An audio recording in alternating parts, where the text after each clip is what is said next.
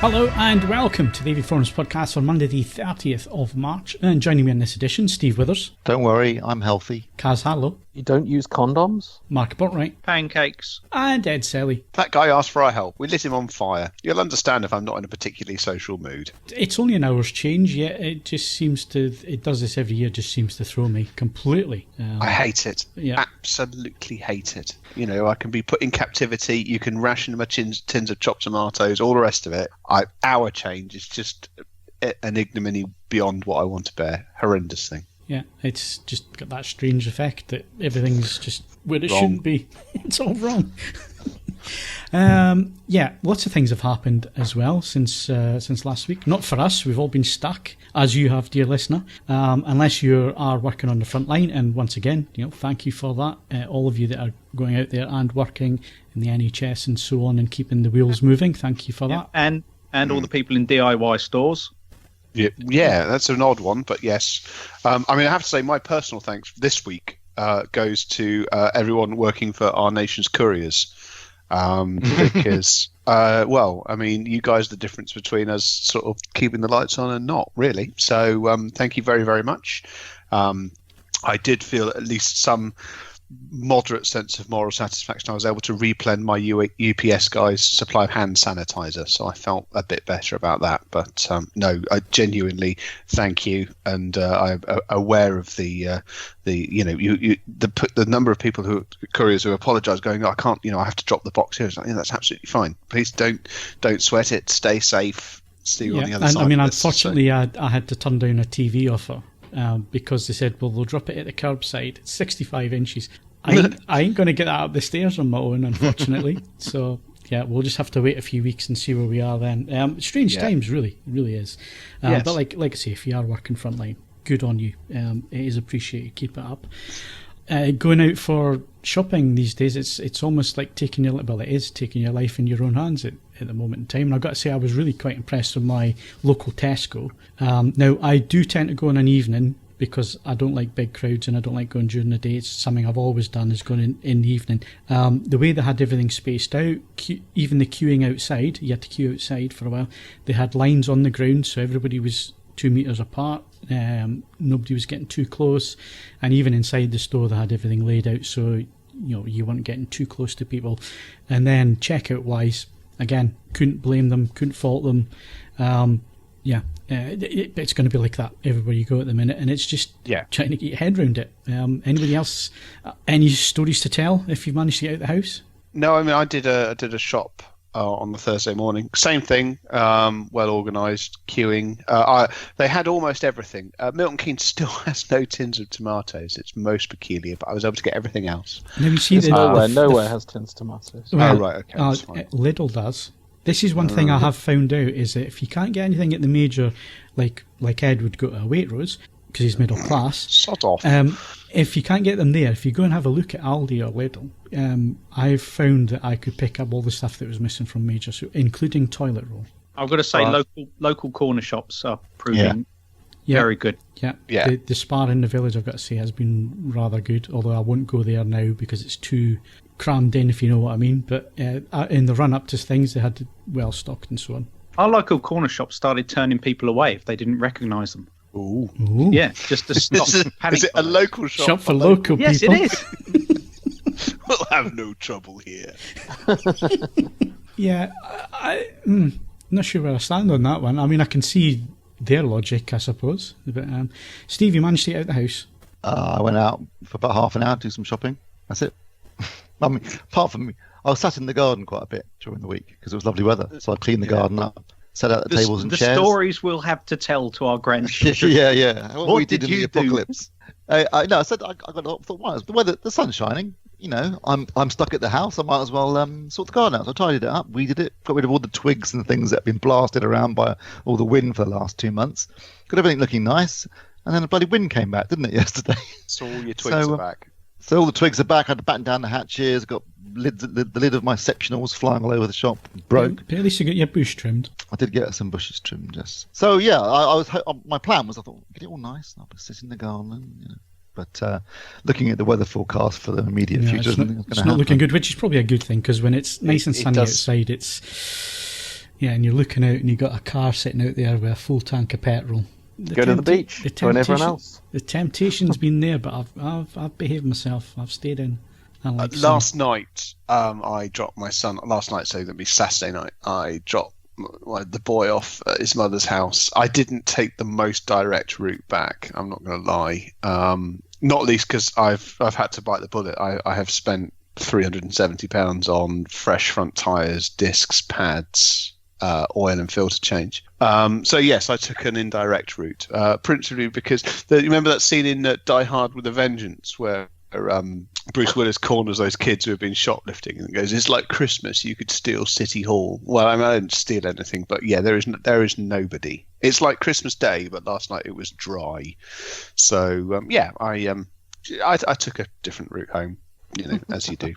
So rebel. Yeah, I would like to think that I'm pretty damn good at this whole social distancing thing, but every now and again I have to climb a few rungs down in the whole moral standing thing and, do various things. But I was still socially isolated all the way through. I mean, there was nobody else in the car, so, make of that what you will.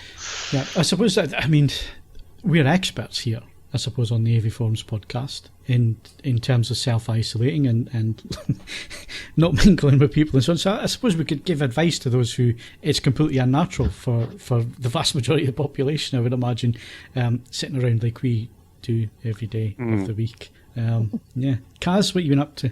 Mowed the lawn. Ooh. Went wild. We've been on some really nice walks. My daughter has a thing against not following a specific path when you're going, for a wander in the woods. And I personally always loved exploring. So the major breakthrough for me was teaching her to kind of find her own paths through the woods. That lesson in life. Has she found her way home yet? She'll get there. She's got to learn. Yeah. No, but it was really sweet because she really didn't like going off the beaten track, and it's something that I personally loved in my youth. So it was kind of nice sharing that. Nice walks has been a big thing of this. Obviously gardening, planting veg, things like that. Haven't been out. No, rightly so. No, but haven't even been to the shops. We got really lucky with Asda deliveries, so actually managed to book slots for all the family. So because you can book different addresses. So I've taken the decision. I'm not a big online food shop at the best of times, but other people need those slots more than I, a man who lives alone in reasonable. I will continue to wander out in the pursuit of stuff. So hopefully if you are looking for online slots, you're not competing with me. That's all I can say. Or me, even though I had them pop up on, because I'm a regular using, so I was given them, I gave them up, I didn't use them. There we go. Our MBEs should be in the post. Yeah, I think so. Not all heroes wear capes. I've been preserving all of your internet bandwidth by continuing to listen to records. So I'm. You're really, you're really helping there, Ed. Who have we not spoken to? Oh, Mark. You said the DIY shops are open. I assume it's because you've been making use of them. No, I haven't thus far. Just because I kind of felt like, I don't want my last thoughts to be, that 10 minutes I spent in the skirting board aisle were a bad decision. So, thus far I'm trying to kind of get by. I mean, it's such good weather. I've been doing gardening. I think virtually everyone has. But after kind of a few days of doing that practically all day, I'm back to DIY. But searching around the shed for kind of stuff that I can utilise, I found some 5-year-old wood filler. Oh, that'll do, that kind of thing. How does that stack up next to, non-vintage wood filler? It seems absolutely fine. I mean, it's oozing a strange viscous substance, but other than that, I'm fairly sure. You'll probably find that something like nitroglycerin. It probably splits off into something absolutely horrendous. So, if you do start hallucinating or there is an unexplained explosion, do let us know. It's something like this. Start hallucinating. You're kind of handy, wouldn't it? But it's a little bit kind of depressing just how quickly good intentions in this lockdown kind of disappear. I started kind of day one thinking that I was going to read all my books and exercise from home and kind of come out of the chrysalis of lockdown a new person, and by about day 3 I'm eating frozen pizza a couple of meals a day and watching Flying Guillotine on Netflix. It just... Yeah, but that's the nature of these things. I have to say I haven't gone into this with any overarching ambitions. I am reading a little bit more, but I think that's just a phase.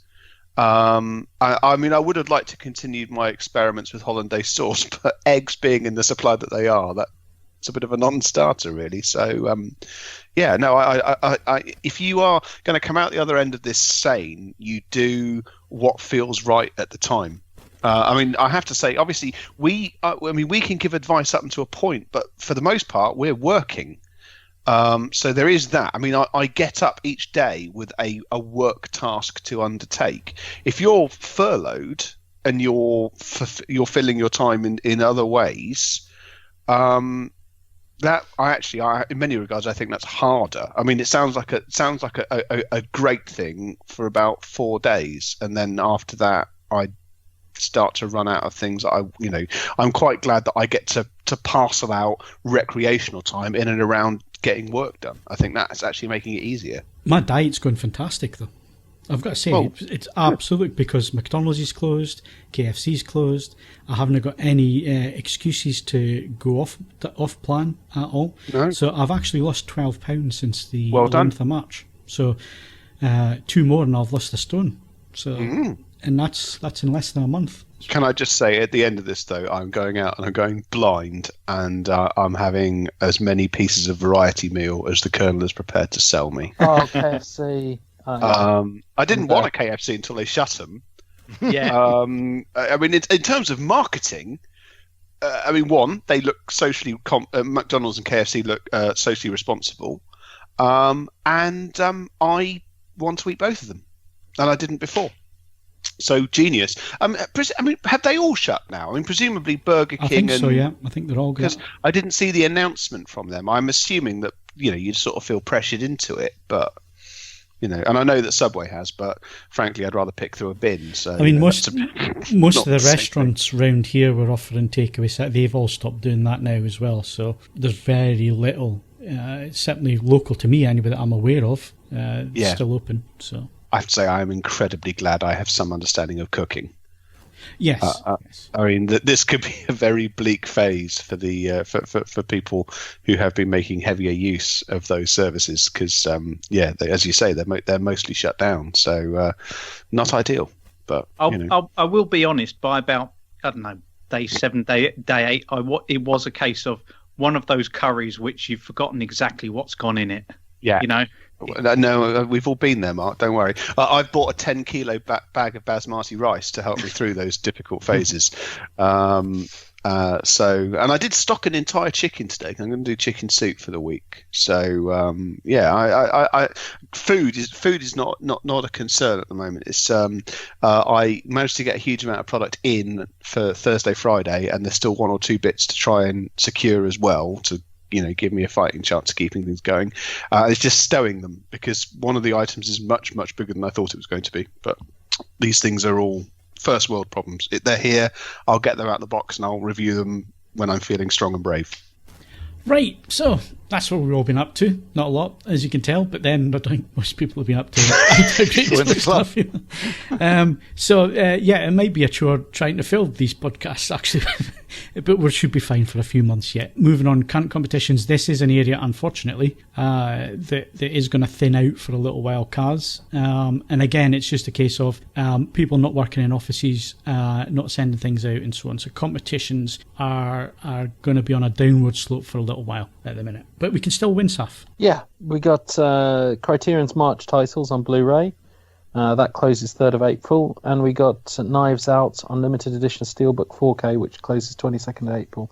I mean, the vibe I'm getting is that it's not that they don't want to run competitions; they just want to have an idea of when they can actually get to the office to post them out. Yeah, so they're not being unreasonable here. Yeah, so the competitions are still waiting, and I'm sure it'll get set up when we have a clearer picture. But at the moment, I think everyone is understandably thinking, well, are we ever going to go back into the office to get this out? Will it be anytime soon? So until they have a clearer picture, I think it's going to be a little bit thin on the competition ground. Yeah, but that's fair enough. We all understand that, and so on. Right, so we're going to move on next. We've actually got 3 reviews coming up. So we're going hardware next.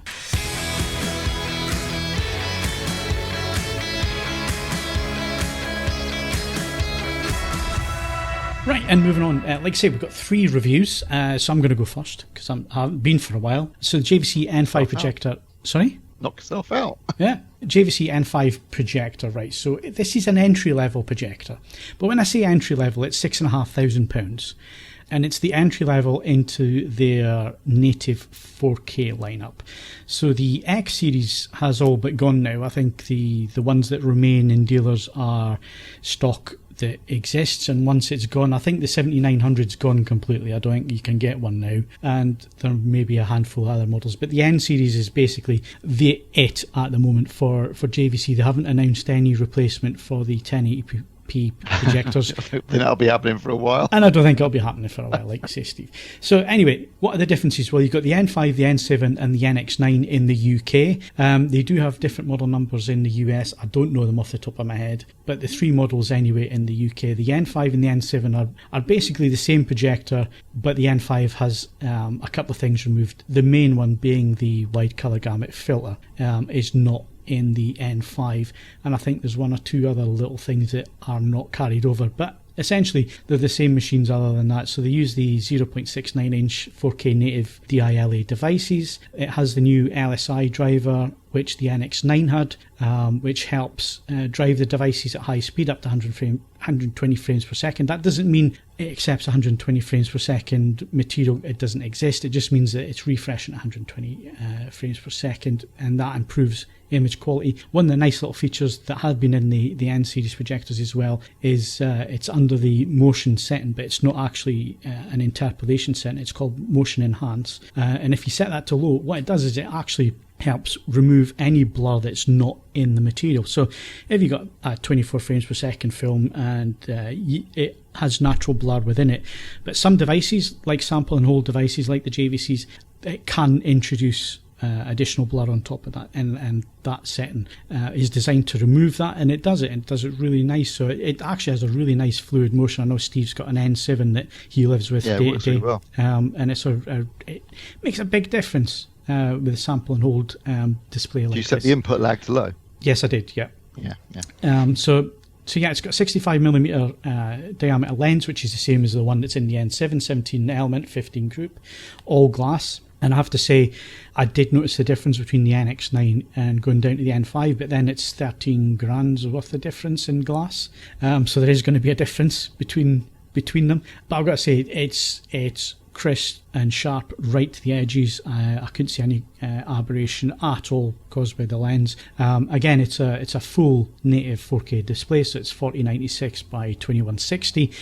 So if you're playing 3840 by 2160 material, you have the option either to zoom it or to leave it. I left it natural and just zoomed the image out to fit my screen, rather than have it add any scaling in there whatsoever. JVC say it'll do 40,000 to 1 native and a dynamic contrast of 400,000 to 1. I actually measured it at 47,734 to 1 with no zoom applied, and 47,874 to 1 at full zoom. 460 nits, E65 capable HDR mode, which I expected. Now the NX9, you might be wondering, because NX9 was about 290 to 300. The reason for that is it has to use the filter in the light path, and it'll be the same for the N7 with the filter in the light path. Because you've got no filter in the light path, it's a bit brighter, the N5, but it doesn't have the overall contrast that the N7 and the NX9 does. And obviously the NX9 on top of that has that better lens quality and everything else. It just adds to a more impressive image. But then, like I said, it's 13 grand's worth of difference. In terms of SDR, absolutely bang on, as you would expect from a JVC projector. Out of the box, because this had 100 odd hours on it by the time I came to calibrate it. Now, I didn't put 100 odd hours on. It's a review sample. I think I was second in line to get this, so it had about 60 hours on it by the time I received it, and by the time I got round to doing all the testing and so on, it was 100 odd hours. It did affect the grayscale a little bit, because obviously the lamp had aged a little, and this is where experience comes in when it comes to calibration and so on. When you look at the review, and the review will go up this week, the graphs don't look incredibly pretty, but they're accurate.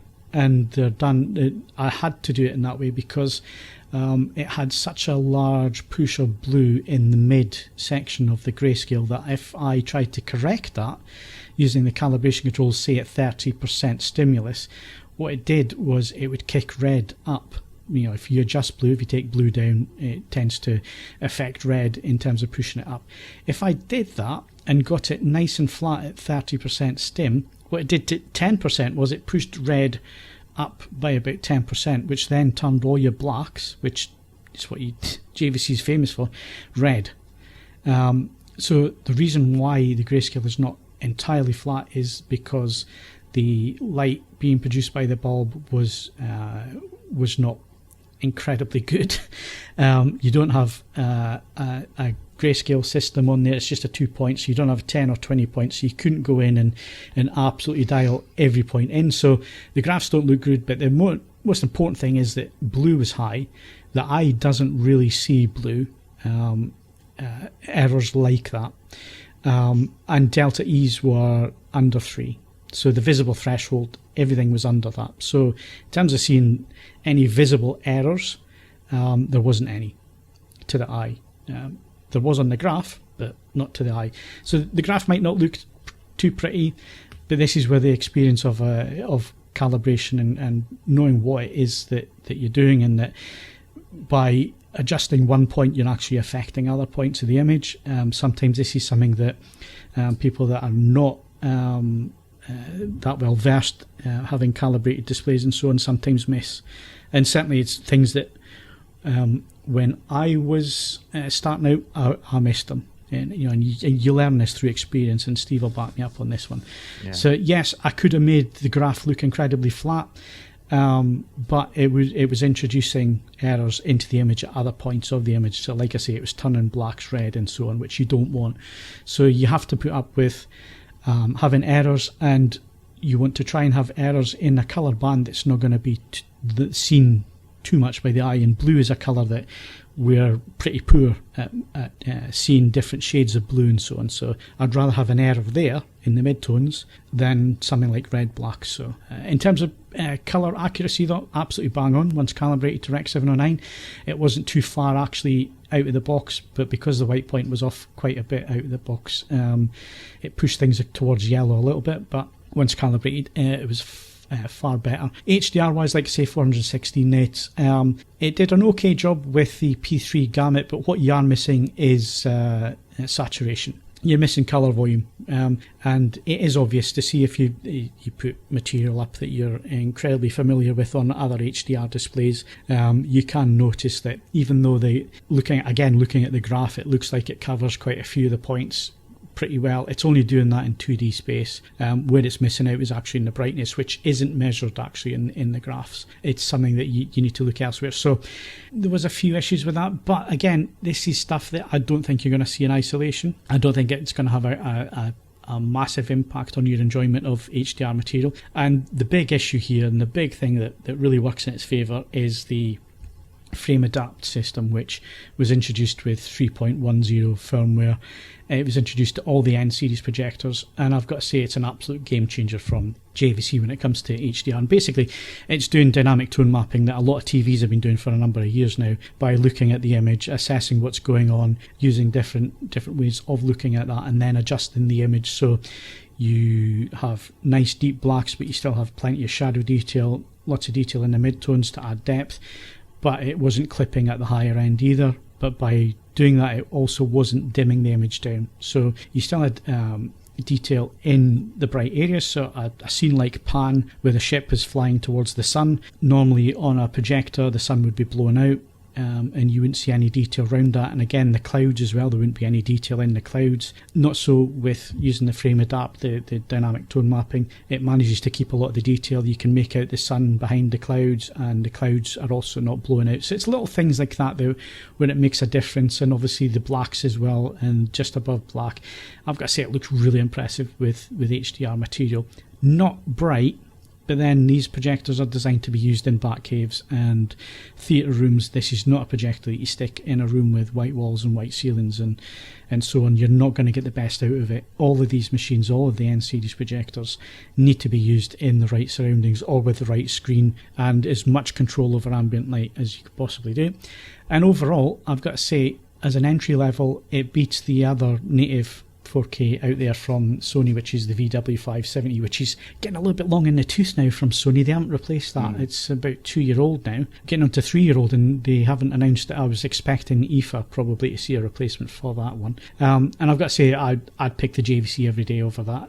The 570 is an impressive projector, but I just think with the frame adapt, the way things have moved in terms of displaying HDR on a projector, which is completely different from a TV. You're never going to have HDR that looks as good as it does on a direct view device like a TV. But given the limitations and the fact that it doesn't have the wide colour gamut filter, I haven't been disappointed watching HDR material at all on it. It's a really impressive machine, and it makes you think: is it really worth the extra? Is it extra $2,000 to get to the N7? That's the question, isn't it? Is that because the only difference, as far as I'm aware, is the N7 slightly brighter, like 100 nits, which you're not going to notice, and it's got the colour filter. So in actual fact, it's, as you just pointed out, Phil, it's actually not as bright with the colour filter in place. Yeah. You get more colours, you get a wider colour gamut and improved saturation and luminance. But are you really going to notice? Is it $2,000 worth of difference? Yeah, I think that's the only. It's the question that somebody has to answer for themselves. You can't tell people what to buy at that point. You can just point out the differences. I think if it was myself, I'd want to go with the extra colour, but it's an extra $2,000. Whereas the N5 in isolation, I haven't been disappointed with it. In fact, I took it down, filmed it and so on, and rather than putting it in the box and for it to get picked up, I set it all back up again and I'm still using it. So I think that kind of tells you quite a bit about how much I actually like it. I scored it 9 out of 10 and it gets a highly recommended badge. $6,500 is a lot of money, but all the native 4K machines are round about that price point, and given what's going on at the minute, I could actually see prices going up rather than coming down in the future. So it's a cracking machine, not cheap, but it does what it says on the tin and does it really well. Cool. So that's the N5 projector. I've got a TV that I'm working on at the minute, which is a Philips. It was launched December, so it's taken a little while to get to us, but it's a dirt cheap OLED from Philips, and I've got to say I've been really quite impressed with it.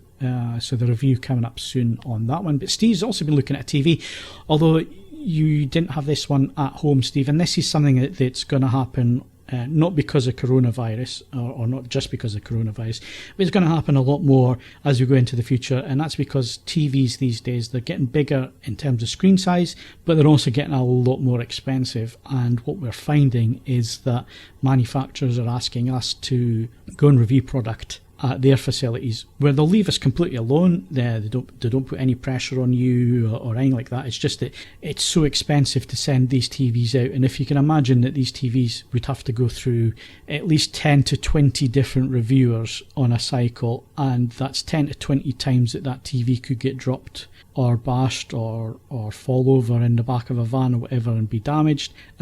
This is why, and again, you're talking 75 inches and above, which means getting them through doors and houses and unpacked and setting them up, and it's just going to be a real issue going forward. So we have introduced our off-site review guide. We'll publish it on the forums in the very near future, so you can see what we actually ask manufacturers and what they have to do and what they have to provide for us to do an off-site review. And this also applies to Ed on some occasions, because obviously some of the product that Ed looks at is tens of thousands of pounds, and speakers that are bigger than a doorway.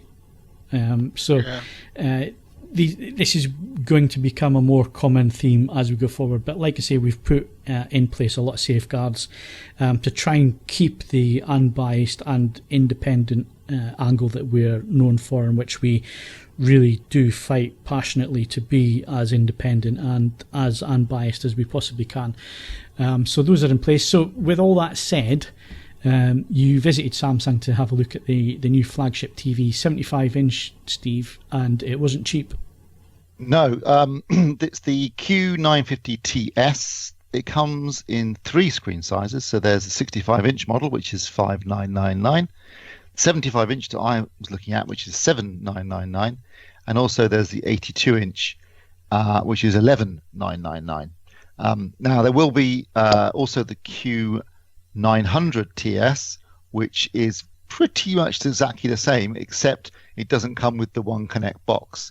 So the connections are actually in the back of the TV, which means it's a little bit deeper. So the Q950TS is 15 millimeters deep from top to bottom, which is impressive, believe me.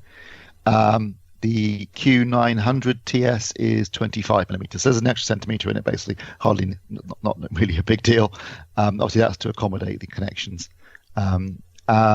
But that also comes, I think, in 65 and 75-inch screen size. I'm not sure about pricing on that, but obviously, I think it's about £1,000 cheaper. So if you're not that bothered about the One Connect box, which is a great idea, and I think if you're wall mounting, the fact it's only a single cable connecting everything, everything goes into the box rather than that one cable connects the TV, including power, connects everything to the TV. If you're wall mounting, that's quite a useful feature. But if you can live without that, you don't want the One Connect box, you can get the 900 instead, and it is a bit cheaper, but it's basically the same TV. And there's also the 800 Q800T, so no S because it's not slimline like the other two. Again, no One Connect box, less zones, but most of the other features are the same. So I think the way that Samsung described to me was the 800, the Q800T is basically what would have been the Q90 last year.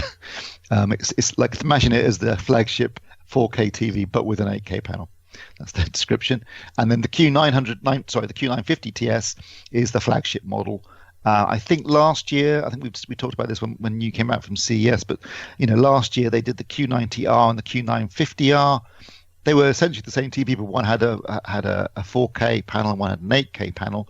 And in the case of the 950R, there's also was an HDMI 2.1 input on the One Connect box, but they weren't that different other than panel, and a lot of sales just went to the cheaper Q90. So this year there's a much greater differentiation between the top end 8K TVs and the top end 4K TVs. Yeah. So in terms of the 4K TVs, there is no Q90R or whatever, because that's the flagship, and the flagship moves over to 8K. So the 4K, yes, basically. So the 4K screens will not have the same features as they did this year, because all of those features move up a run to the 8Ks, and the 8Ks become the flagship models. Yeah, I mean, there are some general things, features and updates that are going across the entire range. For example, the smart platform, that's pretty much the same from the bottom to the top. So you get those kind of things. I think digital butler, that kind of stuff's there. But in terms of some of the key features, so I'm talking about the neural network upscaling and the object tracking sound plus. So there's 2 versions of those, object tracking sound, which will be on the 4K TVs or the high-end 4K TVs, but doesn't use as many speakers. And then there's the object tracking sound plus, which is what's on the 8K TVs. And so on the 950TS that I was reviewing, there's basically 2 speakers at the top, 2 speakers at the middle, and 2 speakers at the bottom, plus 2 woofers built into the rear. And it gives you a much bigger, higher, wider soundstage, with greater presence. Doesn't support Atmos, which seems like a strange choice on my part, but their argument was, well, we can apply our object tracking sound technology to anything, any source. So, we're not just tied to one specific format. So, fair enough. And as with previous years, there's no Dolby Vision either, which I think already discussed at length. So, I mean, we talked about this TV in terms of our general impressions when you saw it at IFA. When you saw it at CES, and I saw it in Korea. And I should stress that this was a pre-production sample, because I saw it about a month ago, before all the coronavirus stuff really kicked off. And it was a pre-production sample, which again isn't necessarily normally the case, but I think they were a bit pushed for time. And obviously there's been issues with delays in terms of shipping and manufacturing. And I have no idea how, these are technically available now, although, whether you can actually get one, I don't know, because I should imagine their supply chains right now are somewhat disrupted. And I can imagine that's going to be the case for all the manufacturers. And, as you said, Phil, don't expect prices to come down anytime soon. I mean, normally you'd say, well, it'll be, in the case of, say, the 75-inch Q950TS, $7,999 now, few months' time, it'll probably be dropped a bit. By November, it'll drop some more. But if they're not going to have very many TVs, then you might not see the prices drop that quickly. Of course, also demand could well drop for these TVs at the same time because there's less demand due to economic shocks. Less disposable income because people exactly because of economic shocks. Plus, obviously, the big thing this year was going to be the Olympics to help push 8K as a format, and that's not happening either. So my personal take is we can pretty much write this year off for everything. But having said all of that, the 950TS that I spent time with, spent the whole day with it, and I've got to say it is a genuinely impressive TV. I've got some questions for you then. Got him. Right. In terms of 8K, could you notice a difference playing a 4K clip and then an upscale to 8K? Because I'm assuming you had a 4K TV next to do this. Yes, you can. Yeah. Oh, well, I mean, you see, that was the weird thing about it because you know it can't add things that aren't there. So it's the same source, the same 4K disc, for example. So you know it can't add things that aren't there. But when you're looking at the 8K TV, you're thinking like, that looks more detailed. So is this because of the density of the pixels that you're talking about? Or is it the pixel pitch? At a certain distance, are you actually seeing a sharper image because of the density? Up pretty close to it, so it wasn't just but yeah, I think the fact it's got more pixels to play with, and obviously they're applying, and I don't mean this in a way that they're changing the way the image looks, because it didn't change the artistic intent, but clearly when you've got more pixels to play with, you're applying quite sophisticated upscaling. And some very sophisticated and very subtle image processing. I think you end up with an image that appears to the naked eye, to normal viewing distances, just appears that more detailed. And what struck me was that things that I'd seen a lot, test discs that we use all the time, and you've seen these scenes over and over again. I was looking at a couple and thinking, like, I don't remember seeing that before.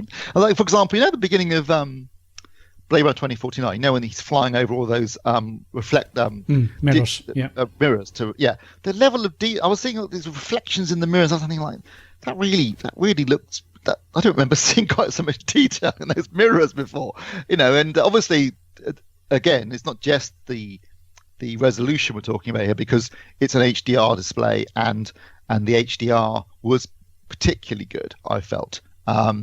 Yes, obviously it's not self-emissive. It's not doing it at a pixel level the way that an OLED would, and it's not as bright as previous. I measured the peak brightness on 10% window in the movie mode.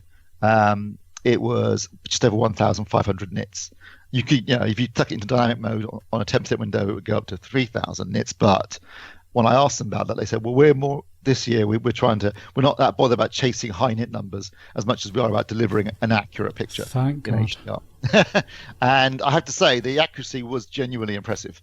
It tracked that PQ curve absolutely precisely. Because this was always the issue with them, because it was always like 4 clicks too high on the contrast. Basically, it was running too bright, and then obviously you got your dynamic tone mapping on top of that, and they tended to, because they done a lot of their research through focus groups, and obviously if you get loads of the public in, they all point to the big, bright, brash, colourful images, and that's where they've been focusing, especially with their dynamic tone mapping as well. So it tended to make things look a little bit too bright and colourful, even knocking the 4 clicks down on the contrast to bring it back into line. That doesn't take into effect the dynamic tone mapping that is switched on all the time, and you can't switch off with all of these displays, not just Samsung.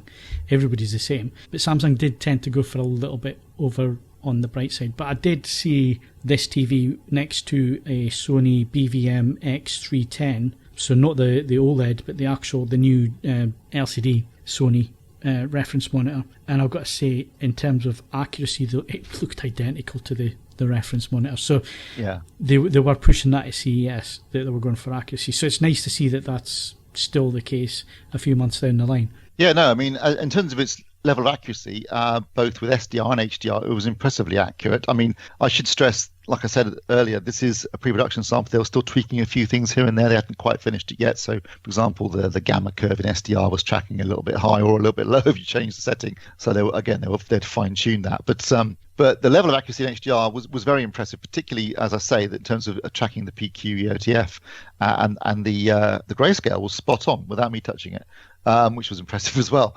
The colours needed a bit of work, so they weren't quite as accurate as they could have been in terms of their tracking. Again, they were still working on that. But watching content, you're like, bloody hell, that looks good. Now, obviously, as I just said a minute ago, this is not self-emissive, so it is using zones. It's using the same number of zones as last year, which I think is 488. So, you are and the way that I do think that Samsung's application of local dimming is the best on the market, compared to any other manufacturers still doing LCD in any kind of opinion. They all do LCD, but the only one that seemed to be still investing heavily and doing things with it and pushing the technology has been Samsung. And their local dimming is, in my opinion, the best on the market. And for most content, it delivers the goods. Even quite challenging content, like, for example, the scene in Gravity when she's tumbling into space and you got her against the Milky Way behind her. However, there is stuff that you can catch it out with, and the scene that I use quite often because it's an absolute bastard is the scene in First Man when Apollo 11 goes behind the moon for the first time, goes into the shadow of the moon, and the screen goes completely black, and then you gradually see the lunar surface appearing through the window of the command module. It's very difficult for local dimming to handle that because it's you basically got, first of all, a single light coming through the window, then you've got it illuminating the faces of the astronauts. It did okay, but it wasn't perfect. It certainly could have been better. So, but again, they are still tweaking it at the time they were. So I pointed that out to them and said, look, you need to work on this. So they knew about it. What was interesting is a couple of things relating to the menu system. First of all, this year, the brightness control actually controls the brightness. It's basically what would have been called LED backlight or backlight control or LED light control. In previous years is now called brightness control. It's the first thing you see on the top of the menu.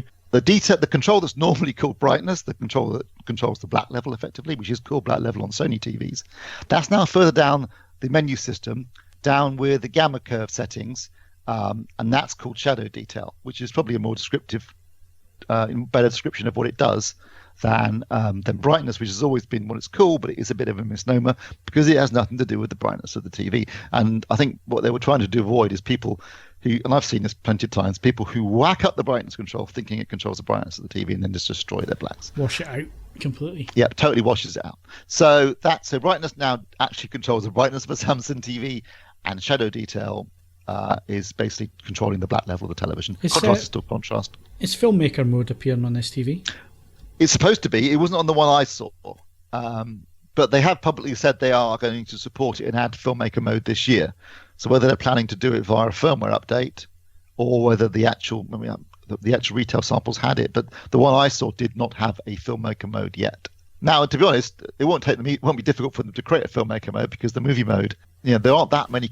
Unlike some manufacturers, there actually aren't that many controls. No, that's what I do like about a Samsung these TV. Days. Yeah, they have simplified it a lot. Whereas if you look at a Philips, like I'm looking at the moment, it's about 6 different layers of and menus to get to where you want. Whereas Samsung, it is quite intuitive to use, to be honest. Yeah, because other changes, all the motion controls are now in a subsection called submenu called Picture Clarity. And in there, you'll also find the noise reduction control if you want to use that. So those are kind of lumped together. The local dimming has low, standard, and high. Low is actually off now. I don't know why I just call it off, but low is off. Previously, in the last few years at least, you couldn't turn the local dimming off on a Samsung TV. So that's a nice. That's certainly a handy for calibrators. Standard mode, is what you would normally use. I'd recommend. And then when you're in HDR content, there's standard and high. Standard is the mode where they apply some dynamic tone mapping. High is the one where they don't. So if you want to turn it off, you can just set high instead. I've got to say, it worked very well. It was. I saw an early version of this back in November, and it was way too aggressive. They listened to our feedback and have actually applied it more subtly now. I mean, it does so if I get this right, high hard clips then. Yes, high is essentially like the no dynamic tone mapping, just as the content creator intended you to see it mode. Right. So if it's a 1500 nit display, it's going to hard clip after. After that. So with 4000 nit material, it'll hard clip. Yes. Well, at least they're giving you a choice there. Yeah, they're giving you a choice, which is the main thing. I think what we said to that in November. Do what you like, but always give the option of being able to turn it off. But I've got to say, it was better. It's much better now than when I saw an early version of it. I think it now works really well. And Okay, I think that's it in terms of the changes this year in terms of the control. One thing they will be adding this year, again, it wasn't ready yet when I saw it, but it is coming later this year, is you'll be able to, for calibrators, be able to use the auto cal feature via by the internet rather than having to physically connect it up, which is a godsend. It'll be the first time I've used a Samsung with Calm, and then if that's the case, because I could not get the cable to work at all. It was a bugger. Yeah, and so I've got to say, overall, I was very impressed. I think it's. I mean, it ain't cheap. It is the flagship TV. It's a very, very good television. It's a fantastic LCD TV, and I should imagine, I haven't seen many others yet, but I can't see any other LCD TVs coming close to it in terms of overall performance. And you do at least have options in terms of, there is a slightly cheaper version, or two cheaper versions if you count the 800, although it has less zones.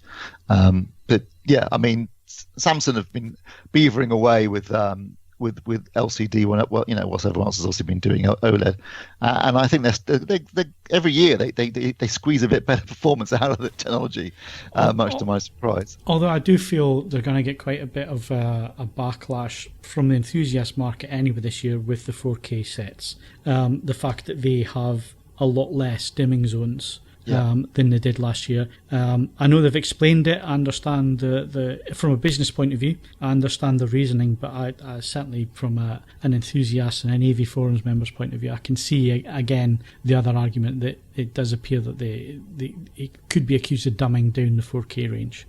They absolutely are. I don't think there's any doubt about that. They are definitely trying to push the high end of the market towards 8K, which let's be honest. That might be more of an issue, might be more of a benefit, should I say, when and if games consoles launched at the end of this year. But for most people, there is not a lot of or any 8K content, so the demand for it's going to be minimal as a feature. And now, obviously, there are benefits to the 8K panel. I think, based upon what I saw, as you said, Phil, the additional pixels, the pixel density of the panel, and the really effective upscaling that's being applied, it does look great. But I mean, most people probably would just be happy to buy a 4K TV and would ideally like all the features that you can get on the 8K TV at a slightly reduced price. So, yeah, I can see it being an unpopular decision. I understand why they did it. I mean, basically, they were cannibalizing their own sales last year between 8K and 4K models, and they're trying to avoid doing that this year. But it won't necessarily be a popular choice, no. Yeah. Okay. Well. Like Steve says, that was pre-production. Like I said, right at the beginning of this section, we now have our off-site policy. We'll have that for everybody, so you can see what we actually ask for manufacturers and so on. We normally don't look at pre-production sets, but we thought because this was the flagship, we would make an exception on this occasion. And Steve managed to spend so much time on his own and so on that we actually thought it was genuinely worth putting a score on that and a badge as well. And obviously, we'll get to see the TVs hopefully as the year progresses. Yeah, hopefully. Anyway, we need to move on because we need to talk some hi-fi, and we're going to go over to, funnily enough, our hi-fi reviewer, Ed. Yeah, this won't take anything like as long because there's. I understand why you've gone long on these video reviews because there's not that much prospect of there being much else. So no, this is the smaller of the two new Naim integrated amplifiers. This is the NAIT XS3, which you'll be stunned to learn replaces the NAIT XS2. When I reviewed the Super NAIT 3, the review is up there and you can find it. That was an interesting one because I'd had both previous Super NAITs, so there was lots of comparative points and so on and so forth. I'd spent very little time with the XS until the XS3 turned up. Everything that I want to say is in the review. I will say that unless you have unusually demanding speakers, the XS3 does 95% of what Super NAIT 3 does, and it costs over £1,000 less. It's an absolutely brilliant piece of kit. It's built like a lorry, like everything that Naim makes. It's got a reasonable set of inputs and outputs. You get a nice moving magnet phono stage if you're a turntable user, and it works brilliantly. It is pretty much everything you could reasonably want for an amplifier at that price point. So it gets a very, very good rating. and it's absolutely outstanding. The only caveat I would apply at the moment, and this is going to apply to a couple of more than a couple of products, Naim has shut their UK factory down at the moment. It's skeleton crewed to do technical support and do other functions as well, but they're not producing a great deal of equipment.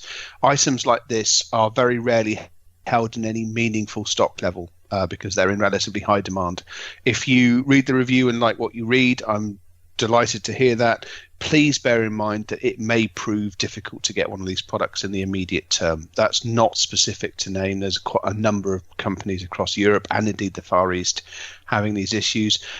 Furthermore, just a semi-professional plea. As I said in the past, I do technical support for Cord Electronics. And I will say that most of the inquiries that I get on that, no problem at all. If at the moment, obviously, we're all a bit stressed and so on and so forth, please don't take it out on random people trying to provide customer support for you. I mean, I've been doing it for 20 years. It sort of doesn't really affect me anymore. There's very little you can say to me that's going to affect me.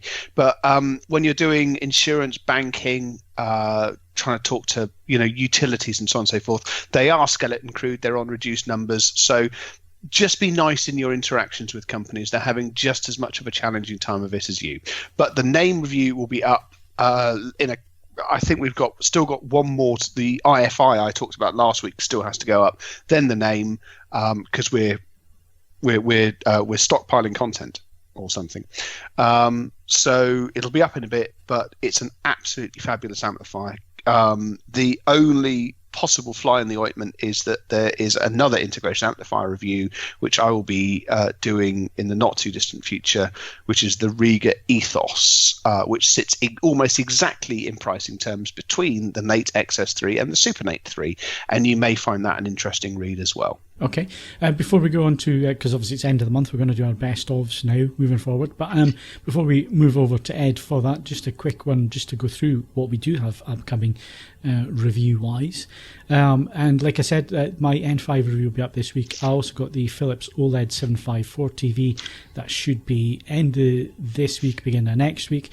And then there's the Yamaha A5200 processor and 11-channel power amp, which I've deliberately been taking my time with because I've been thoroughly enjoying it and using it. So that review will be up the following week after that, so probably second week of April. That's all that's coming from myself. Steve, what you got coming up? Aside from the soundbars that I mentioned last week, which I think was the Bang & Olufsen and the Denon and the Vizio, I've also got some high-end kits. So Lingdorf's MP60 AV processor, that's brand new, 16-channel DTS-X, and Dolby Atmos, of course.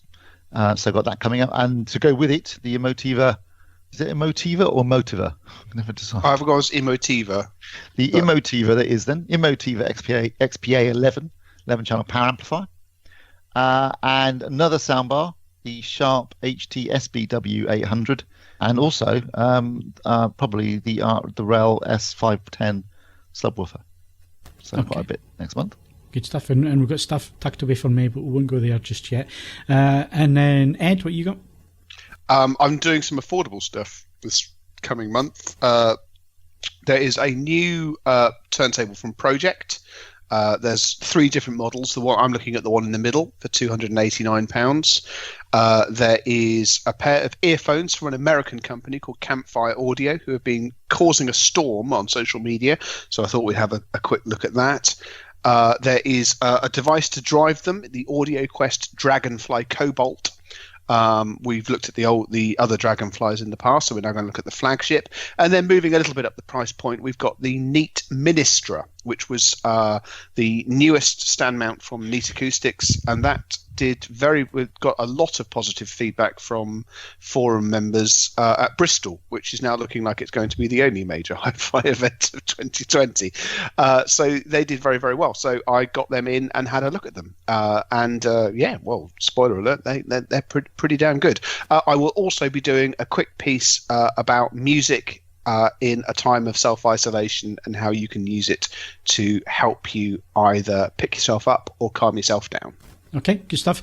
And just to wrap up, Greg's not on the podcast, but he's got two things coming up: the Kit Sound wireless headphones, and we also have an MSI 9SD GL65 gaming laptop review also coming. So that's hardware. That's what's coming up in the month ahead, which will be April.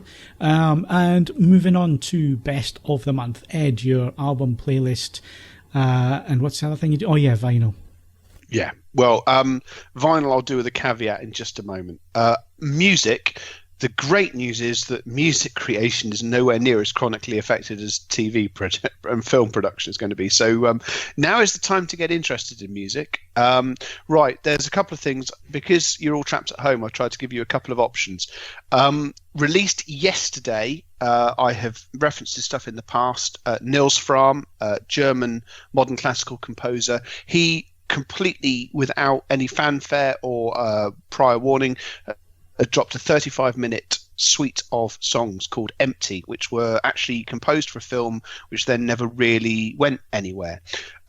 If you are feeling a bit wound up at the moment, please give them a go. They are on all of the major streaming services. Certainly on Qobuz and Amazon, they're in high res as well, if that's that sort of thing that matters. Everything that Nils Frahm does is exquisitely produced, but there's a genuine soul and passion to it.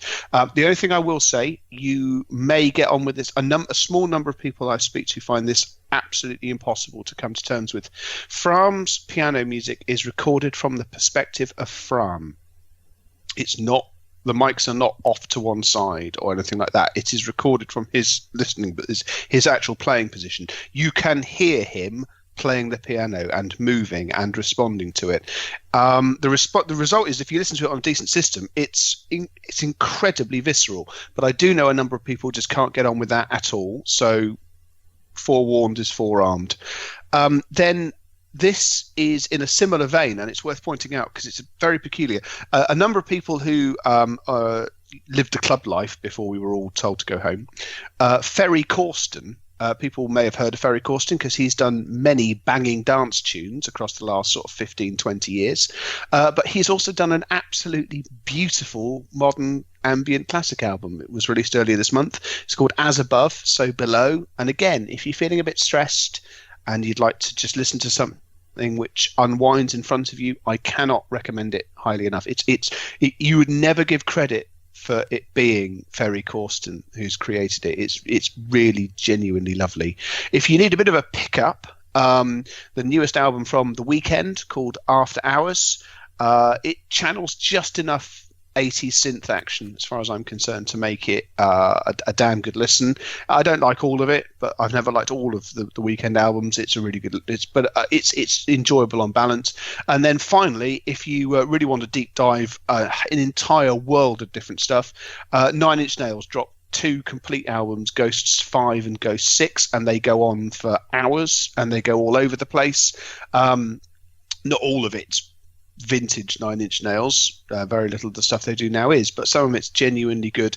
And again, it's on all the major streaming services and easy enough to get your hands on. I am going to give you a vinyl recommendation, which is an artist called Gundelach, who released an album called My Frail Body. But again, modern situation being as it is, you are supposed to be social distancing. So if you are going to buy records, can I suggest that Amazon is quite busy enough? If you look on Discogs, you will find the ability to access independent record stores who are having a tough time of it at the moment, and you can buy the album brand new, wrapped, and usually for very little price difference to Amazon, and you are helping them to keep their lights on. You're helping Amazon delivery drivers only deliver things that people genuinely need. And actually, it pains me to say this, but at the moment, do you genuinely need a record? Why not hold off for a bit? Then finally, playlist. Qobuz decided that we should look back to the 80s, where all we had to worry about was the threat of nuclear annihilation.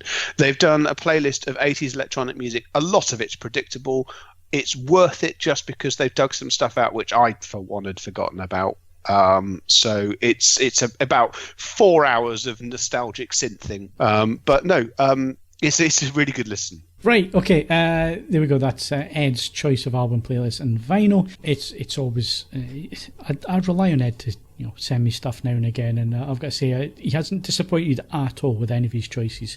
And I'm listening to music quite a bit because obviously the shops downstairs are closed. You see, they're usually open during the day, so I've been blasting it away during the day actually, and been experimenting, finding loads of things. I told you about one that you already knew about because obviously I'd obviously missed that. The piece I'm writing for you guys it's just going to cover.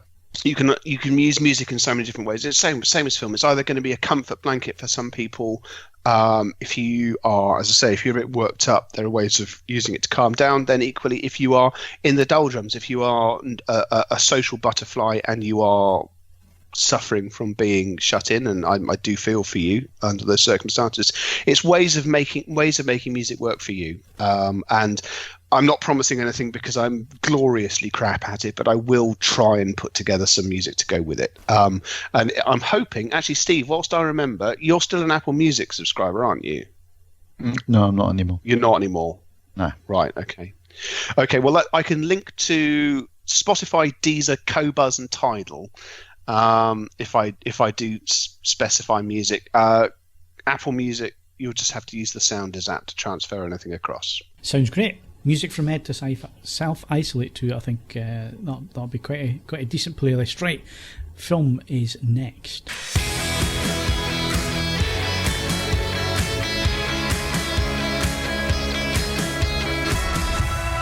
Right, let's move on to film. Obviously, no cinema or any of that kind of nonsense at the minute because they're all closed. But film of the month, we still need to do that. So some of the guys here, I know Steve has seen some of these. What is it they're calling them, Kaz? Is it something special rental release? Early access premium rental.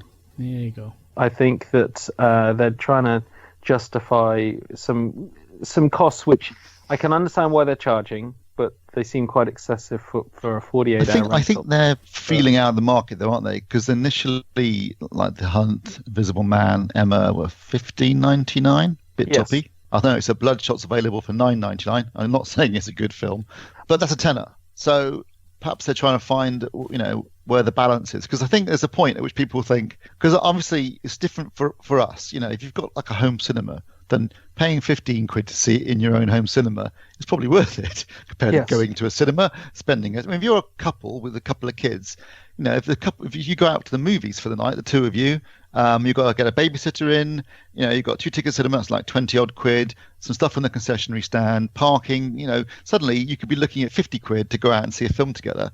Whereas for 15 quid, you could watch it at home. So but a lot of people don't think like that. Most people think that, if I'm watching at home on TV, I'm not paying that. But a tenner, that's a lot less than you'd pay for the DVD or the Blu-ray or the 4K disc. So I think, we might find that there's a model that works, and that I think as we were discussing last week, that could well affect a lot of the lower budget, mid-range budget movie releases, even after this virus is gone. I think it could change cinema, distribution forever. Yeah, I don't think you're going to see months between home release and cinema release. I think you'll be looking at days or weeks for the vast majority of things, other than the big major tentpole blockbusters. I think everything else is fair game for multi-platform date release. But it's a lot to do with Oscars, isn't it? So they'll have to change the rules on Oscars for that to come true, because a film has to play for X amount of time, doesn't it? Before it has to have opened in a cinema before December. I don't think it has to have played. Because a lot of the Netflix films that were nominated, like this year, was half of them were Netflix. They played in a couple of cinemas that Netflix owned in LA for a week. So that's how they got around it. Yeah, that's how they got around it. Yeah, right. So anyway, if you can go for these rentals, did any of them make Film of the Month, Kaz? Only by default. So I did enjoy The Hunt, and I did enjoy Emma, probably pretty equally. But they're not anyone's choice of film of the month. They're just what's available. Kamari really rated Vivarium, which is out, if that's how you pronounce it. It's been got some mixed comments. So there were some people couldn't last 20 minutes, and others thought it was the best thing since sliced bread. Yeah. Yeah, exactly. So it depends what your mileage is and how you'll respond to it. It does appear to be a bit divisive, but yeah, that's got a higher rating than what I'd give The Hunt or Emma. But I enjoyed them. But they are default films of the month. But under the circumstances, they're pretty good. It's a pretty good start to early platform rental. Steve, did you catch any of these?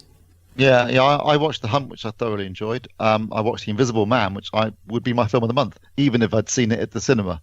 I thought it was absolutely fantastic, really scary and unnerving, and really clever way to address the invisibility aspect rather than drinking a potion. There's a scientific optical technology being applied to make the person invisible. I thought it was a really good film, much better than I was expecting. And I think it's written and directed by Lee Whannell, who wrote Saw and did a film called Upgrade, which I really liked. So, yeah, I thought it was fantastic. Well worth checking out. Well worth £15, £99 of your money, in my opinion. Okay, good stuff. So, we're working within the restrictions that we have at the minute. So there's our film of the month. We're going to come on to disc of the month so we can talk about stuff that everybody can grab hold of on disc or streaming and so on. But next, it's films opening this week. Again, it's not going to be at the cinema. It's going to be premium rental. What can we look forward to? So they're adding titles pretty much every day. So there's quite a lineup that's coming out over the next month. At the moment, this week, I can only see Sonic as available, Sonic the Hedgehog, which is coming on the 31st. But I'd be very surprised if you weren't able to pick up some other films at the end of the week. And as I say, they're adding new ones. I've seen things like Rhythm Section go up. I'd be surprised if a lot of these didn't start trickling out. They're all the smaller films. No one's ever talked about Black Widow yet, which surely has to hit Disney. But some of the smaller films are trickling through. I thought Black Widow was pushed back to August, is it not? Yeah, that was Wonder Woman, isn't it? Any film that's being pushed back is being optimistic. I mean, they got to recoup their money on this at some point. If they're not willing to take a hit till next year, I don't see that China's reopening the cinema went particularly well. It might be a little bit longer than anticipated. Yeah. And even when they open it, will they get the box? Do you want to go to the cinema? Yeah, exactly. So I'll wait. Yeah. So I think they could, just as an aside, Disney Plus at the moment, it looks like the biggest thing on there is The Mandalorian. And if you've seen it, there are going to be a number of people who drop off after the initial burst of joining Disney Plus. I think sticking Black Widow on there would be a really clever idea, and also pave the way for people thinking, well, I might stick around this Disney Plus business because next up's WandaVision, then Falcon, might keep the ball rolling there. But at the moment, there's none of that, and I don't see how they'll get their money back any other way. Okay, so has that been confirmed, or is that just you speculating, Kaz? No, that's all speculation. No, he's not the only person saying it. I'll put that out there. Right. Okay. Sonic the Hedgehog 8 actually had a cinema release, didn't it? It did, yes. Yeah, I thought it did. Right, so let's move on to 4K releases. What can we buy, Kaz? Frozen 2, Knives Out, Guardians of the Galaxy, and Ant-Man. So those were the last two of the... Well, they took their time, didn't they? Yeah, they're the last two of the MCU finally to get released. A really odd order to come through on, but they finally released them. I wouldn't say that it was particularly worth the wait. They are upgrades, and completists will need them in their collection, but they're not going to be your demo go-to discs from the MCU, let alone from your entire collection. But who's not going to want Guardians of the Galaxy in 4K in their collection? I mean, it's a great film. And Dolby Atmos. And Dolby Atmos, still a little bit Disney Atmos, but yes, and Dolby Atmos. Knives Out, I enjoyed it. It's a film out of time, which I think is what Simon put in his review, but I quite enjoyed that. And Frozen 2, which is sure to appeal to everyone who loved Frozen. Isn't Frozen 2 on Disney Plus? Yes, I was about to say, is it not doing Disney? Not doing... Frozen 2 is not on Disney Plus. It is in the States, isn't it? It is in the States. It isn't on the UK until July. Presumably, because I'm I'm starting to feel like Disney Plus is a second-class citizen in this country. Yes, there's a lot of stuff we're missing out on, probably for rights reasons, probably because of the Sky deals going on. I mean, there is stuff we're missing out on because of I think that's because of existing. There's a lot of existing stuff because Sky's still got a lot of Disney content on there at the moment. So they've had to launch Disney Plus in this country and under those conditions. So I would expect it'll clear up in a few months once the other deals finish and so on. Because Sky's still got their Star Wars channel and still showing a lot of the Marvel stuff and so on. So I expect that'll all disappear eventually. In fact, they've even got a Disney Channel at the minute, I think. Yeah, another reason why I hate Sky then. So anyway, that's 4K releases. Blu-ray, Kaz, anything different to that? Yeah, you can get 21 Bridges, which I was halfway through checking out when the screening link died. So that was a PR title. It looked pretty good, but I'd like to see it before I comment any further. That's the one with Black Panther in it, and the actor who plays Black Panther. Sure. Chadwick Boseman. Yes, sure. And it's a pretty standard police actioner, but I think it's fairly competently made. It's not going to win any awards, and I'm not surprised it didn't get 4K release. You also got Monty Python's Flying Circus Season 3 and Criterion's French Lieutenant's Woman. Oh, gutted Monty Python's not getting a 4K release. That would really benefit. I don't know. Were they shot on? They were shot on film, weren't they? Some of it was shot on film. Yeah. I mean, most of it's 16, I think. Is it? Okay. Is the best you're going to get, but even polished up, it looks the best it's ever looked. But it is. I mean, like for example, the opening scenes are 16mm. The bit where the guy runs in, gets blown up, and says it. And the animation looks fantastic, but some of the stills which are shot on like very soft video, they look the best they're ever going to look, but it's not something you're ever gonna cry out for better presentation on, because you're not going to get it. Okay, so let's move on to disc of the month then. So I only bought one, and it happened to be an absolutely cracking disc. A little bit hot in the mix. I've noticed this with a couple of recent discs that I've had to turn it down, otherwise end up with structural damage or blowing my speakers, one or the other, because it's bloody loud.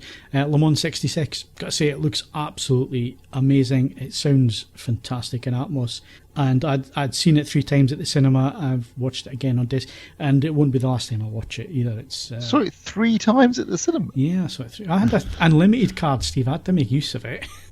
Yeah, I did. I saw it 3 times, actually. So, yeah, I love the film. I think it's great. I think it's fantastic. Probably the best thing I've seen for a while. It'll be up there, top 5, I think, for the last few years. So that's my disc of the month. Yeah, that'd be my disc of the month too. Although I noticed someone's put it on the running order, and it was probably my surprise of the month, which was Dr. Sleep, which I really enjoyed and was considerably better than I thought it was going to be, and looks and sounds great. So Le Mans for pure AV, porn is definitely, and being quite a good film. It's a good, and also film. It's also a brilliant film. Yes, it's a brilliant. Yeah.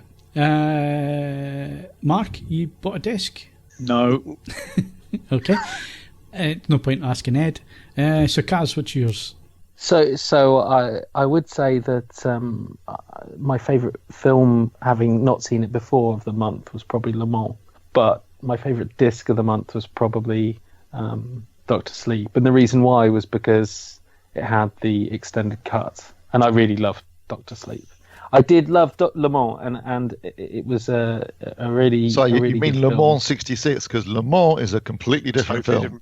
Well, I'm talking about Le Mans 66 because that's the one we're all talking about right now. But yes, I do mean that. Okay, so there you go. Disc of the month, Le Mans 66, outvoted 2-1. Although Dr. Sleep's supposed to be pretty good as well. So there you go. I won't be buying that one on disc. I'll watch that on streaming, I think. Right, so TV and streaming releases. Anything of interest, Kaz? Coffee and Kareem, which is coming to Netflix. That's Ed Helms, I think. That was just recently announced. So I would think the people behind Netflix are probably thinking, what can we drop pretty quickly? Because that was only announced, I would say, in the last week, 10 days. The planner goes quite far in advance, so that looks interesting. Looks funny. We got that down to cover. Is it a TV series, a movie, or what? It's a movie. No, it's a movie. So it's a comedy, and that's about it this week. Although I have heard rumours that there's a new Apple series going to drop shortly with... I'm not going to be able to finish that sentence, but there's a new Apple series coming shortly as well. Right, okay. So, Disney Plus, we've been waiting for it for a while. We've spoken about it briefly on the podcast tonight, but we've all got it, haven't we? I'm assuming that we all did. Mark? No. All right, okay. So you'll just have to listen at this point. But do interject if you've got something to say. No, I'll tell you why I didn't. Go on then. Well, just I couldn't see any great reason to, other than The Mandalorian. I can see that, yeah. It looked like it was going to be kind of, a children's service largely, or kind of, towards teenagers, and they still don't have stuff over like 12 rating. Is that right? And then, yes. And so therefore, are we going to see the rest of the stuff all kind of, split off onto Hulu or what, in this country? And I couldn't see any great reason even to take up, the kind of initial offer, because I just thought once I've seen The Mandalorian, I'm going to be done with it. Yeah. Well, the reason I went for it is that I haven't seen all the Marvel stuff, and my thinking was, well, they're going to put all the Marvel movies up there, and they have, and it's in chronological order as well. So if you move all the way to the left, the way they've got it on the Marvel page, you can actually work through all the Marvel movies in chronological order from Iron Man all the way up to Endgame. Now, it's done for you. You don't have to work it out. You just watch the films as you go, and I haven't seen the vast majority of them. I haven't seen. So for me, 50 quid for that and The Mandalorian and the Star Wars films, plus the 4K UHD, HDR10 on the projector, there should be Dolby Vision on a TV. It made sense to me, for me anyway. And I've got to say, there's a lot of other films on there that I was pleasantly surprised to see, and I think I'll probably sit and watch them as well, because there's lots of animation I haven't seen, like the Pixar films and that kind of thing as well. So for 50 quid for the year, I think it's actually, for me personally, it's worth the expenditure. But I understand your argument, and I can see why some people look at it as an extra expense that they maybe don't need. So yeah. Well, immediately it's that thing about if you've got Marvel or you don't have Marvel, that makes a difference. It's if you've got a particular niche which you don't have covered, I can see that. But like I've had the Marvel movies on Blu-ray, and I've got them now all on 4K. There's going to be a lot of people out there who are into the Marvel movies who are probably wondering what else Disney would bring to the fore. I think they could have done with one more flagship vehicle to lead the way beyond The Mandalorian, particularly in the UK, because to be honest, it was released a while back, The Mandalorian. I mean, even this releasing it once a week in this country is a little bit annoying. That was very annoying, because I thought, what is the point of that? It's already been released entirely in the States. It's just to make you not stick around for a 1 week trial. But I mean, it has been released entirely in the States, so it feels like another. Netflix is one of those platforms that, by and large, the new stuff, the Netflix original stuff, it's universal, so it's released everywhere at the same time, by and large, because I'm sure there are some exceptions, which is a nice thing, because we're always having to wait 3 months after the States for stuff, and I think it's just a bit insulting sometimes. The fact that Disney's sticking to that rota is a little bit irritating in this, so I'm hoping they sort it out, and that's why I'm hoping I'm hoping bigger things land. Okay, well, I mean, there's other things on there that I haven't seen as well. So Clone Wars, I'm going to watch all that. I'm watching Rebels, through it now. Going to watch all of that because I haven't seen any. Annoyingly, Resistance isn't on there. I'm assuming that's tied up with Sky, because that was the first thing I was going to watch. And I thought, great, it's not on it, because there was 2 seasons of a series called Star Wars Resistance that's set before The Force Awakens. That is conspicuous by its absence. But even though I've got the Clone Wars on Blu-ray, it's so much easier just going through it on Disney Plus now.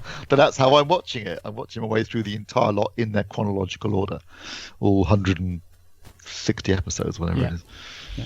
So yeah, I get your argument, Kaz. But I mean, for me to go and get them all on disc, like all the Marvels on 4K disc, whereas for 50 quid for the year, they're all there on 4K. And I know the disc's going to be better quality and so on, but actually, I'm quite happy with Disney Plus, and I think it'll keep me occupied for the year.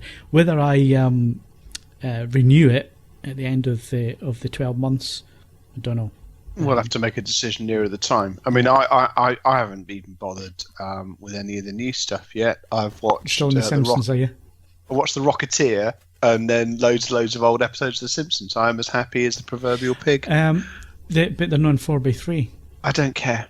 Well, you're missing the top and bottom. I'm well aware. Are you actually missing anything gag-wise?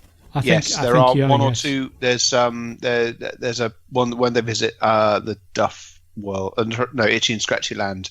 There's a gag essentially missing, but I haven't seen. So I mean, I haven't been a Sky subscriber for some considerable length of time, and Sky generally filtered out the old episodes, and then for whatever reason, even Channel 4 decided to stop showing most of the old episodes.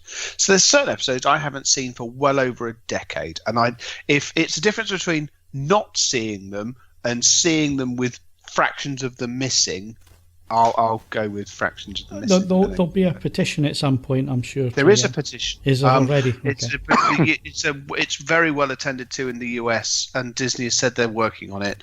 But as I understand it, and I don't know if this is them lying. Their claim is that there is nothing on there in 4x3 at the moment, and it's simply that the system for whatever reason doesn't understand 4x3, and they're having to do lots of coding. That's what they're saying. Right. Okay. Check out some of their older animated films and see if they're in 4x3. Well, they wouldn't be. Though, like Snow White and the Seven Dwarfs would have been 4x3. Would it? Yeah, that's got definitely stuff on on there from like the 20s and 30s. Yeah. Stuff. Okay. Well, I hate. With the noble exception of Dumbo, I dislike most old Disney films. So, because I'm a soulless bastard. Okay. So I haven't checked, but that's what their argument is. And to be honest, I still find them reasonably. I mean, most of the time I just watch the damn things on my iPad anyway. So, yeah. Yeah. So, anything that we said, Mark, changed your mind? You going to go and get it now? To be honest, when you mentioned Clone Wars and Rebels, I had completely forgotten about that, and that was something that did pass me by. So there, how many seasons were there of that? There's seven seasons of Clone Wars and 4 seasons of Rebels. Yeah, see that might just win me round actually, because there comes a point where you do start factoring in, what it would cost on Blu-ray and these and I might have a little butchers to see if there are any offers about. I mean, Steve's going to hate me for it, but that was one of the things that I took into consideration. I looked at it because the sets have come out for the Marvel movies now, and I think you can get like all the Iron Man movies, and they're putting them into 3-pack boxes, and I think they're like 38 quid for each of the boxes. And I did seriously consider it, and then I thought, you know what, I can watch it on Disney Plus 4K. It's not going to be the same as a disc quality, but really, I don't disagree with some of it. I mean, I've been watching some of the Disney films, like the remake of Aladdin. I hadn't seen that, so I watched that. It looked great. Sounded great. There's a really good documentary called Waking Sleeping Beauty about the period from 84 to 94 when Disney animation was at its lowest with the Black Cauldron, and how they rebuilt it all with Katzenberg and ends up with The Lion King. It's a really interesting documentary. I watched that. There's the Pixar story, which is worth watching. It ends in 2007, but it certainly gives you a good background to Pixar's early years, which is really worth watching. There's a couple of good James Cameron documentaries. The one about him going back to Titanic and seeing what he got right and what he got wrong in the film, which is really good. So, plenty of stuff. I mean, it's a shame that they're launching in the middle of this crisis, because obviously they've dropped Atmos for the moment. But I've got to say that overall the picture quality has been great, and the interface I really like, and it's been slick and fast and responsive, and I hadn't had any problems with it whatsoever. You say it's a shame for them to be launching now, but obviously having the content's great, but just in terms of the maximum performance of the platform itself, obviously we're not getting the full bells and whistles yet. But I know a lot of parents who have decided to plumb for this, who've decided their kids are in. Yeah, exactly. I mean, I'm disappointed at the quantity of Nat Geo content. It's very low. Yes, that was disappointing. I've got to say, I thought they would have at least like how Now TV does it, where you have. Again, is that something to do with Sky? I don't know. But that said, again, there's feedback from some of the American forums that they don't feel there's a huge amount on there. Is Return to Oz on there? I didn't check because I haven't watched that since I was a kid, and that is just freakishly awful and really unsettling. I did notice Battle Beyond the Stars was on there. I haven't seen that. So did I. I will at some point. I would have drunk just the right amount of beer. Battle Beyond the Stars. Yeah. The Magnificent Seven in space. It's not a Disney film. It's on there. Are you sure? Yes. That's a Roger Corman film. It's not on Disney Plus. I've seen Battle Beyond the Stars. It's on Disney Plus, Steve. Battle Beyond the Stars. Yes. The black hole's on there, which surprised me. Yes, but Battle Beyond the Stars. So it's got John Boy Walton, Hannibal. Oh, I know the film. I'm just saying it wasn't a Disney production. But it's on there. Is it a Fox production? Maybe it was a Fox. Maybe Fox picked it up or something. I don't know.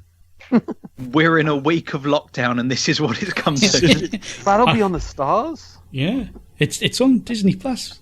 No, because I saw it on Prime. It's on Amazon Prime at the moment. He doesn't believe us. No, the tea trolley's coming round. I don't. Right. The nurses steal from me. Well, right, before it goes completely off the rails, let's move on and finish off with TV shows of the month. We've touched on some of this, but we can go around quickly.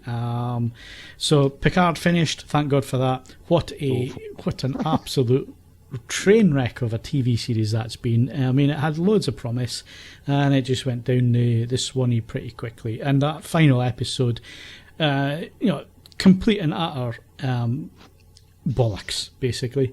How to lose your audience and cheat your audience is. I mean, that's how we do it. Are you going to watch season 3 of Discovery? I'm going to give it a couple of episodes just because I'm already invested two seasons in. I may as well. That's how they win. Yeah, glutton for punishment, you see. But no, Picard is an absolute disaster. War of the Worlds, I've been watching that on Fox. Some of the characters are really grating on me now, but I still quite like the premise. I still quite like. I'm interested. I'm invested now, so I'm interested to see where they take it. But some of the characters really are starting to grate on me now, and some of the more interesting ones, they don't tend to stick around. So it's a bit of a shame that they're doing that. But I'm sticking with it, and I still think it's worth checking out. So those two from me for the time being. Steve, what have you been watching? Well, Curb's just finished, which I thought was brilliant. Season 10, really, really good, really brilliantly worked. Long game gags that set up at the beginning and play right through to the very end, and it all comes together in the last episode, which was I thought was really clever. I enjoyed that. I enjoyed it. It finished last week, but Avenue 5, the Armando Iannucci series set on a spaceship, which bizarrely, was meant to be a commentary on Trump and other things, but became, because they're stuck on this ship, essentially in quarantine, in isolation for years on this ship. It bizarrely became very prescient and relevant to what's been going on recently, although that wasn't actually their original intention. But I enjoyed that. It's very funny, worth checking out. My favourite show at the moment is Better Call Saul, which is on its 5th season now on Netflix, and it's really good. Okay. What was that last one? Sorry. Better Call Saul. Oh, sorry. It came out all as one word, I thought. That's all right. Better Call Saul. What have you been watching, Mark? Tiger King on Netflix. That is supposed to be excellent. It is absolutely fantastic. It's one of those kind of shows that Netflix does very well, where you can clearly tell someone's had the good fortune to start making a program about one thing and then realize that they've kind of wandered into an absolute rogues gallery and just decided we're just going to film everything now. That's it. Whatever comes out at the end of it, doesn't matter whether there's a real narrative there, doesn't matter, just kind of point the camera at these people. It kind of centers around big cat collectors, people into exotic animals, and they are by and large all massive weirdos. And it gets to the point where you suddenly think, actually, amongst this crowd, Siegfried and Roy were probably the normal ones, but it goes down some pretty kind of dark avenues. They kind of practically all lose their mind, and kind of the central character, Joe Exotic, is a kind of gay gun-toting redneck from Oklahoma, and there's so much going on. Each episode you could have done a series about anyone involved in the season. But what I particularly like about it is you've got kind of 40 odd minutes, 41, 44 minutes, somewhere around there. I think it's like 7 episodes. And it's the kind of series where I think they've learned, don't stretch it out to 10 episodes just for the sake of it. Keep it punchy, keep people asking questions, and it's completely full of kind of bonkers moments. And it's the proper kind of water cooler type series where you see something and you have to pause it and think, I've got to tell someone about that because, it's thoroughly insane. Other than that, Kingdom, I've mentioned it before, the Korean period zombie drama on Netflix, season 2 came out this month. There's nothing else quite like it on TV, really. Mixing obviously kind of period political drama with a fast zombie outbreak. It's got good production values. It's kind of proper sumptuous TV for watching in the evening. And yeah, as I say, nothing else quite like it at the moment. So yeah, those are the 2 I've been watching. Okay, Ed? MasterChef. No, there's lots of other good things, but no, MasterChef at the moment is surrealistic pre-apocalypse television. They have all the food that they would like to cook, rather than wandering around a supermarket and cooking what's actually in the supermarket. They hug one another. They get incredibly close. There's very little social distancing. It's already profoundly weird to watch, and it's only been like 3 weeks. But nevertheless, it's really good. The quality of cooking is excellent. It's a fantastic program to watch and take your mind off where you happen to be at the time. So I thoroughly enjoy it. Have I got news for you coming back on Friday? It's going to be a bit odd how they manage that, because it's... Can I just say, I am thoroughly enjoying the new television phenomenon, which is get to see news correspondents' houses. Yeah. I didn't see it, but I think Ant and Dec did their Saturday Night Live from their living rooms this week. I'm quite happy to say your word for it. Well, I don't know. I just read it. I don't watch this kind of thing. But there you go. One other that slipped my mind. Well, actually, 2 others that slipped my mind. I'm not going to talk about them on this edition because I think they've still got the full seasons to run. Episode 2 of Westworld, season 3. So it's 2 episodes in. We'll talk about that, I think, the end of next month and see where it goes. But the other one I wanted to mention, I thought Steve might have picked up on it, is there's a new series 2 of Mark Kermode's Secrets of Cinema, which is on the iPlayer at the minute, and he's doing superheroes and British history movies so far. So 2 episodes. It's only 3 episodes. I think it's only 3 episodes. Right. Right. Yeah, they're quite good. I quite enjoyed the one about British history in movies. That was interesting. Yeah, it's quite good. Right, so Kaz, to wrap up. You've covered everything. There must be something you've discovered. Oh, come on, Kaz. Netflix. You watch You've everything. completed Netflix. What, in best of the month? No, I would say that Westworld and definitely Kingdom. Kingdom's got to be the best thing on TV at the moment. If people can get over the subtitles, it's phenomenal viewing. It gives an actual story, political backdrop, machinations, everything you'd want from kind of a period piece, and crazy as hell, fast, relentless zombies, which you can only kill with the weapons of the era. So it's a fantastic show, and they've spared no expense on getting everyone dressed up for the zombie apocalypse. It's great viewing. Westworld, I like the fact that it's better than season 2. So we're still early doors. It could easily go completely wrong. Yeah, which is why massively contrived. Yeah, which is why I was saying, let's give it a little while. Yeah, exactly. But I do love the future landscape. So that's hopefully going to turn out well.